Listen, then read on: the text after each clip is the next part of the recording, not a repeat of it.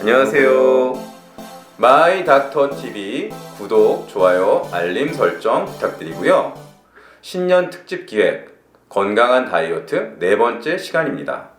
오늘도 역시 친절한 유튜브 주치 가정의학과 전문의 임닥터와 함께하겠습니다. 네, 반갑습니다. 반갑습니다. 네, 저희가 세 번에 걸쳐서 네네. 이 건강한 다이어트를 하기 위해서는 운동을 안 하셨던 분들 같은 경우 네. 운동부터 시작하는 게 중요하다. 네. 그리고 어떤 운동을 시작할 것인가 네. 이런 거 이제 설명을 드렸는데요. 예. 이제 주변에서 그럼 도대체 살은 언제 빼는 거냐? 아니 운동해서 살 빼기가 쉬운 일이 아니라는데 네. 그럼 살은 어떻게 빼야 돼? 언제 빼야 돼? 이런 또 궁금증을 가지신 분들이 계시더라고요. 네, 맞습니다. 네. 네. 사실 저도 그게 좀 궁금해서 물어보고 싶었어요. 이제. 그러니까 사실은 살은 언제든지 빼도 되죠. 네, 시작을 언제든지 해도 되는데 네. 그래서 제가 권했던 거는 운동을 먼저 했으면 좋겠다 이렇게 권했던 거였고요. 그렇죠. 사실은 이후에 또 설명하다 보면 왜 그 얘기를 했는지를 좀 이 영상을 보시는 분들이 또 이후에 네. 우리들의 영상을 보시는 분들이 아실 거라고 좀 생각이 듭니다. 아, 이거 이제 떡밥을 미리 이렇게 하시는군요. 네, 그거를 전제로 해서 말씀드린다면 특히나 운동을 안 하셨던 분은 저 생각에는 운동에 대해서 어느 정도 기본은 좀 돼야 될 것 같아요. 그러니까 적어도 이제 근력 운동을 예를 든다면 상체, 하체 운동 최소 한 가지 이상. 그 다음에 이제 저희 또래 이상이 되신 분들은 이 흔히 코어 운동이라고 하잖아요. 네. 그런 거를 하나 이상. 이거를 일주일 단위로 자기가 스케줄을 정해서 하실 수 있는 이런 정도가 되시면 그 다음에 체중 감량을 내가 이제 해야겠다 마음만 있으시다면 본격적으로 하셔도 될 것 같습니다.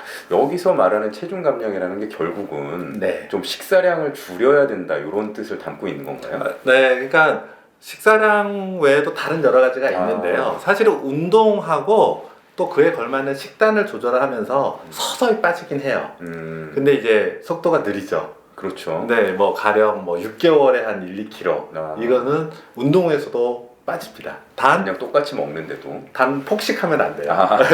지금 과식을 하면서 운동한다? 안 빠집니다. 그러니까 운동 열심히 했으니까 오늘 집에 가서 맥주 한 잔 시원하게 마셔야지. 그러면 안 빠지죠. 네. 근데 이제 통상적으로 우리가 먹는 정도의 흔히 말하는 다이어트까지는 아니더라도 네. 그 정도 양을 드시면서 이제 운동하시게 되면은 체중이 아주 서서히 빠질 수는 있어요.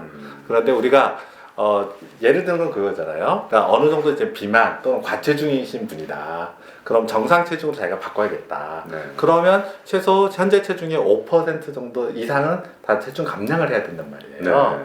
이럴 경우에는 다른 운동 외에도 특히나 이제 식사량 조절도 필요하시고 네. 그리고 기타 이제 생활 습관적인 면에서 변화도 필요한 거죠. 네. 보통 이제 흔히 그러잖아요. 누가 밥을 굶으면 네.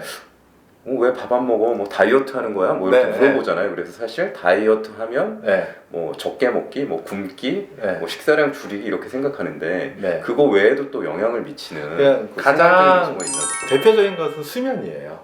수면? 네, 예. 이제 늦은 시간에 주무시고 수면량이 적을 경우에는 체중 감량이 잘 안 되는 것으로 알려져 있어요.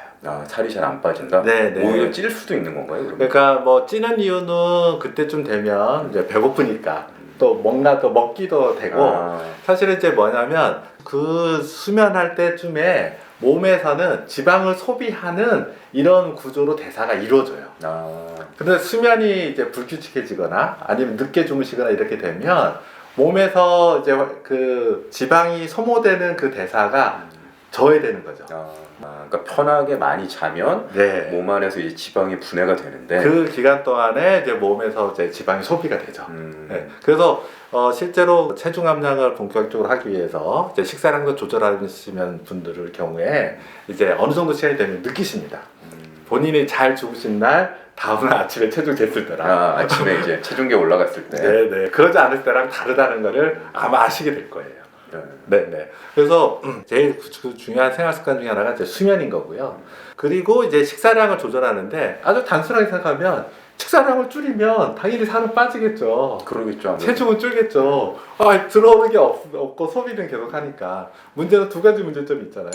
첫 번째는 그걸 항상적으로 유지하기가 어렵다는 거고. 그렇죠. 연료가 덜 들어가니까 네, 힘 네. 움직이기가 힘들잖아요. 그렇죠. 그 다음에 두 번째는 이게 잘못될 경우에 이게 근육이 양이 준 문제점이 생겨요. 근손실. 근손실. 그쵸. 운동 좋아하는 사람들이 네. 얘기하는. 그렇죠. 근손실이 발생하죠.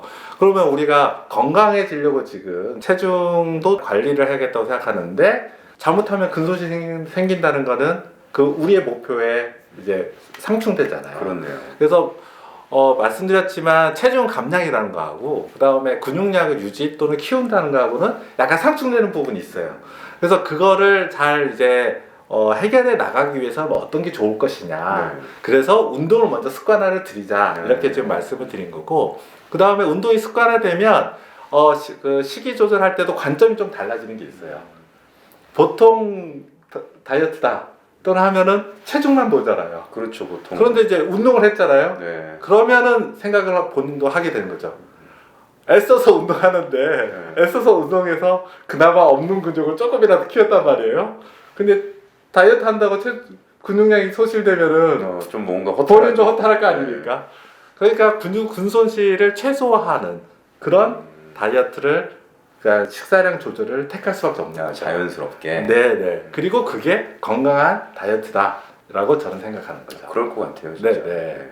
그래서 운동을 하셨던 분의 경우에는 뭐 바로 시작해도 되겠지만 운동을 안 하셨던 분의 경우에는 그렇게 운동에 대해서 어느 정도 습관화 본인이 생활 사이클 무슨 요일에는 뭐 한다 이런 게 어느 정도 사이클이 정해지잖아요.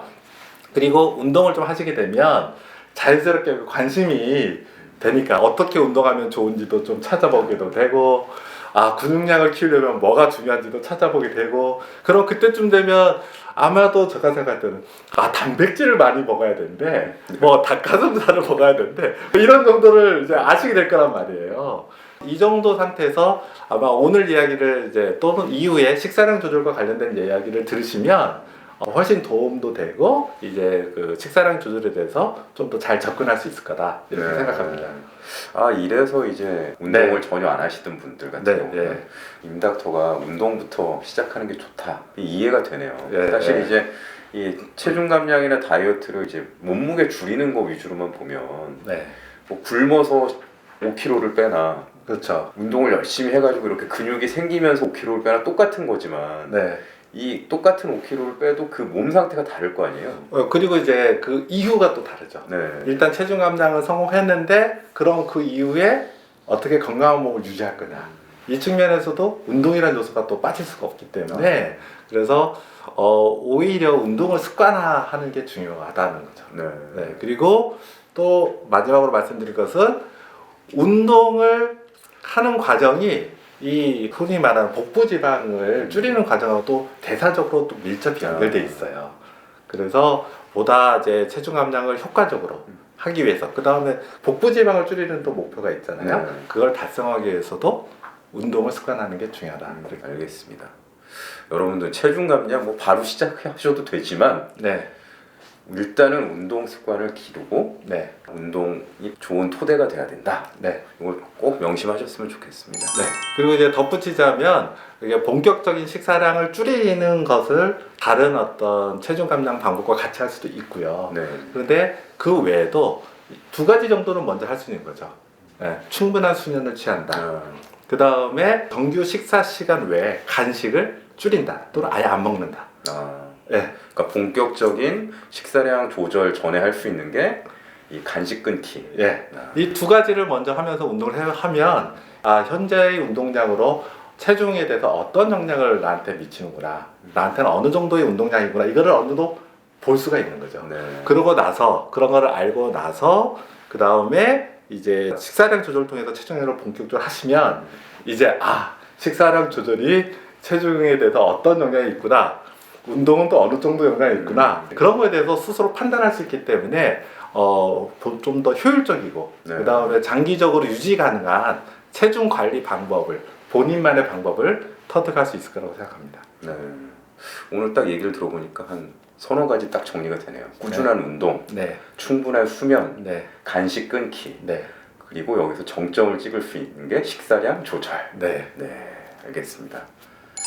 근데 이제 또 이 얘기를 듣고 나니까 그만큼 또 식사량을 조절하는 게 중요하다 싶은데 요거는 다음 편에 한번 들어보는 걸로 하죠. 네, 다음 편에 본격적으로 한번 얘기를 하시죠. 네, 그러면 다음은 식이 조절이라고 보통 표현하나요? 어떻게 표현하나요? 아, 뭐 식사량 조절이라고 식사량 조절? 네, 하시면 될 것 같습니다. 네, 그러면 다음 편에서는 저희가 건강한 다이어트를 위한 식사량 조절, 네, 일단 이론편을 먼저 하죠. 네, 그러도록 하겠습니다. 네, 그러면 다음 시간에 찾아뵙겠습니다. 긴 시간 시청해 주셔서 감사합니다. 감사합니다.